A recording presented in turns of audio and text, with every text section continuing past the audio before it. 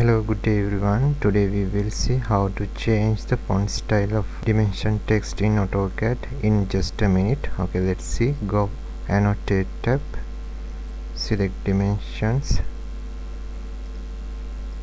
selected dimension style name SF7. Okay, now go dimension style manager, SF7 select, go modify, text style name F7.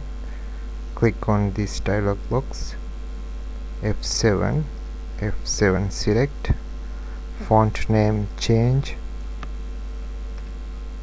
I select GT, font style regular, width factor change 0.9, apply, close, OK, close. Okay, all dimensions have changed. Okay, see you in the next video. Thanks for watching. Have a nice day.